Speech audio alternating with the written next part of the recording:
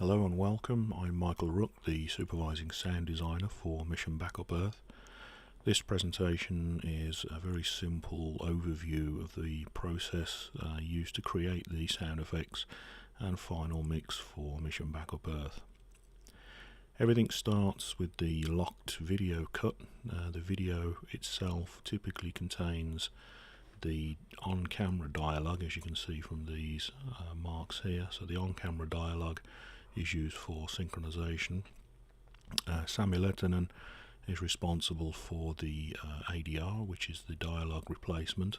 He will take any re-recordings of a dialogue which may be needed due to sounds within the studio, or just the on-camera or the boom mic was in the wrong place, or there was a mistake, or the lines were wrong, or for whatever reason.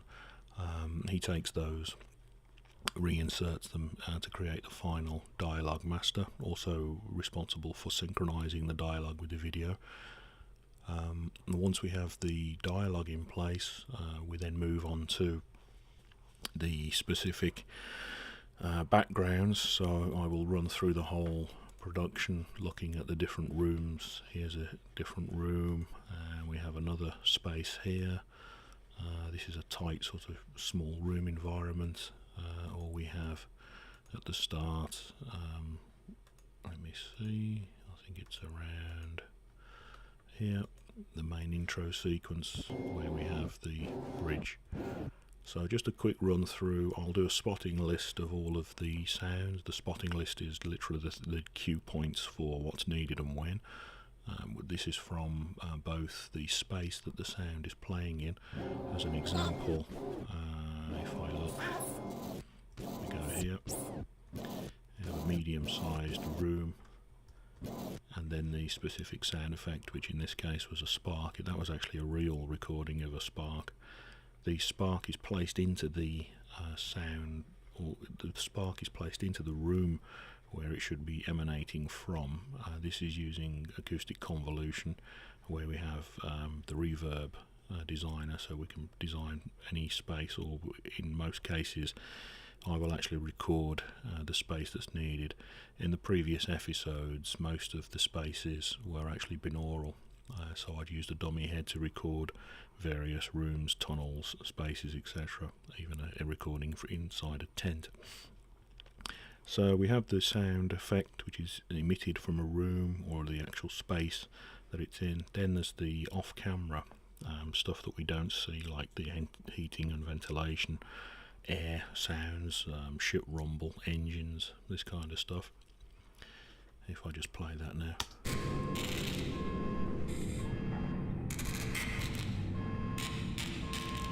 Checking all systems, sir. One design decision that was made fairly early on was not to actually animate the sound of the displays, although unfortunately I think the Hollywoodization took over, where we had displays that were doing something but there was no sound coming from them. It tended to be a bit boring, so some of the displays do actually emit sound, where, for example, on this scene, The labs. Not only that, we have the beep of the green our life support system blobs. has been seriously damaged.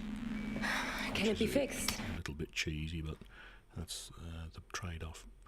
So we have the dialogue, then the space, then the Foley. The Foley, which we all know from footsteps and coconuts for horses, that's the sound, for instance, of somebody taking their jacket off, clicking a pen, placing a cup on a table, taking a sip from the cup, this kind of thing.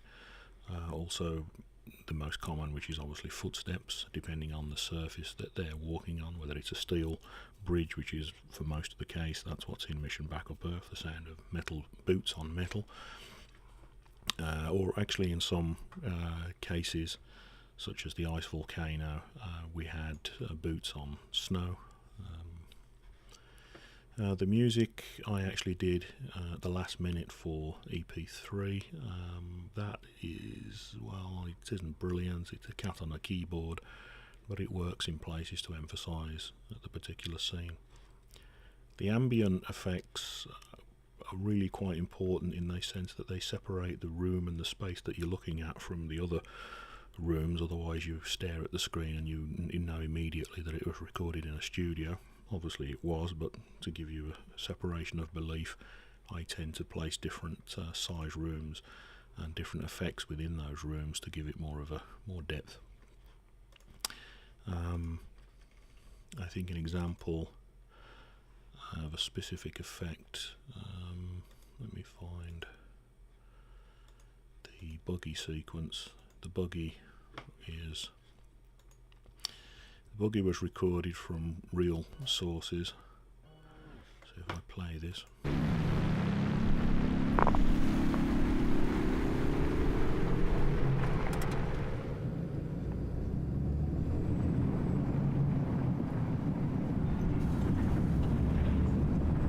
Just a few more meters.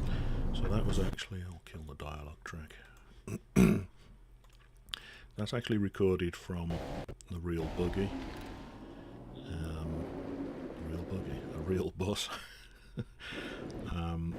The bus interior of the bus floor was recorded, which gives the vibration and general shaking effect. The thump down here was a metal panel convolved into a large space, which gives you the dump effect.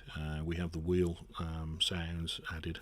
There's quite a few partial effects or partial sounds needed to build up the overall sound for the buggy.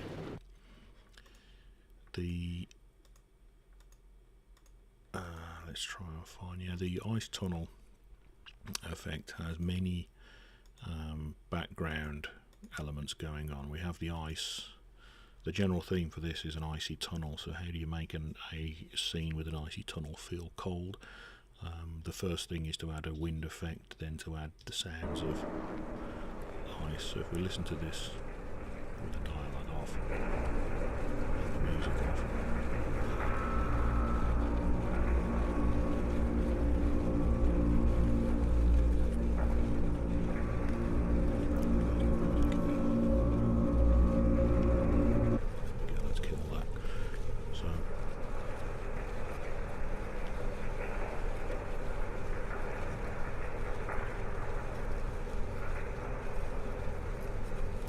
there we have the sound of the ice. It's actually real ice, which is convolved with the sound of a dragging chair.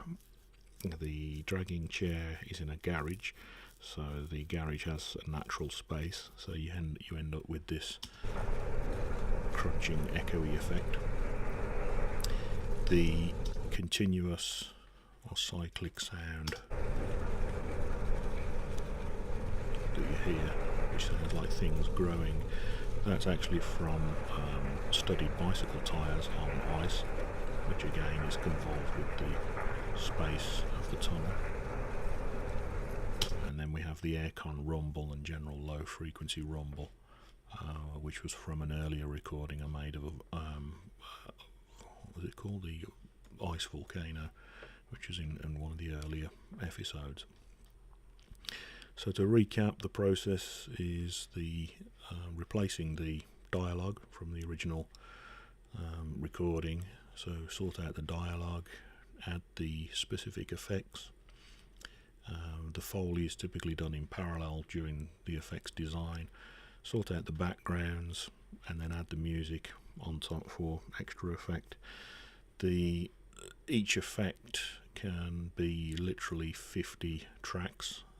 I think the ice, well, this scene I think had about 8 different tracks. The earlier episodes, such as the ice volcano, I think that was about 20 tracks of different partials. The way you design the sound is to build up from many tracks each particular element of the sound design itself. Nearly everything that I produce is original. There's very little sort of canned sound effects or sound effects libraries. Some of the work provided by Sami, I think, is from some sound libraries. I've used a couple of libraries for, I think, the scene in, I don't remember the name of the show, but one scene where they're outside and they're in the garden. That was from Gordon Hempton's sound library. things like this exploding and cracking, that's fairly easy to do. Convolve a sound into a large space and process it. Let me see if I can give an example. If I start a new project, let's insert a track. Let's make sure the sound is set up. Yep. And let's insert one of the original media files from the field recording. So here we have electrical sparks. Let's see what this sounds like. So pretty boring. That's the original dry recording of the sparks. We can then convolve that using convolution reverb into a space that I have many spaces. I have literally thousands of different, for instance, I have a garage and a spade, so I can put that crackling sound effect as if it's emanating from a spade. Does that even work? Yeah. So now we have the ring of the metal spade. Or alternatively, I can convolve it into something like, I need to search for that.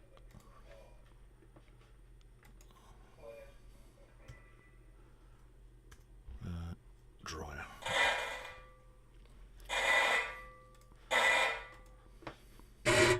So now we're inside a washing machine dryer.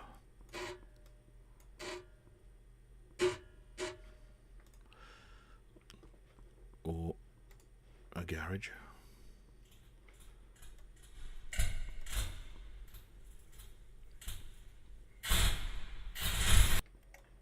Or inside a styrene helmet. So this is an example of just placing sounds where you want them. And of course you can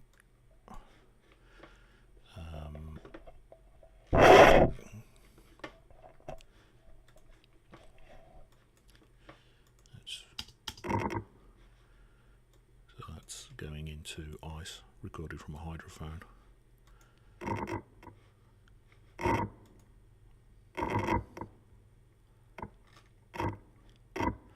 Or even into a firework.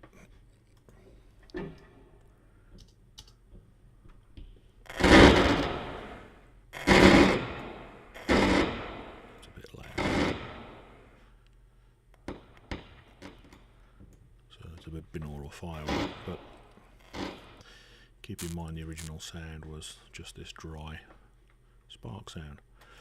So the process of creating the specific sound effects is basically convolve it into a space or have the space yourself.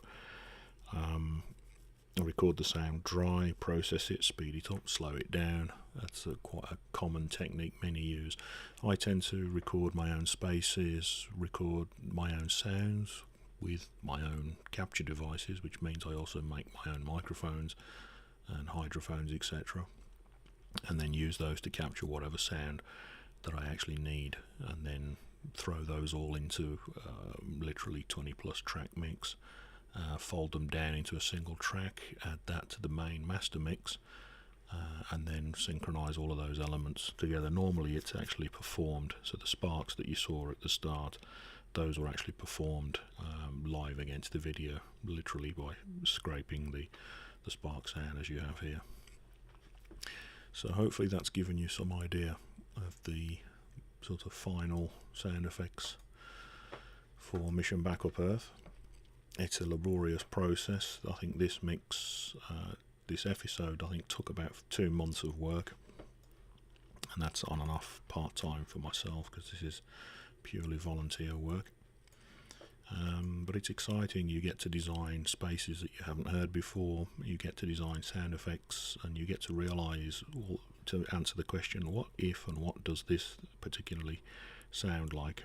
And it's a bit more than what you see is what you hear, because obviously there's a lot of things going on in the background that you can add yourself, and just sort of suspend belief, to use the properly term. So, in the meantime, is there something I can do to warm you up?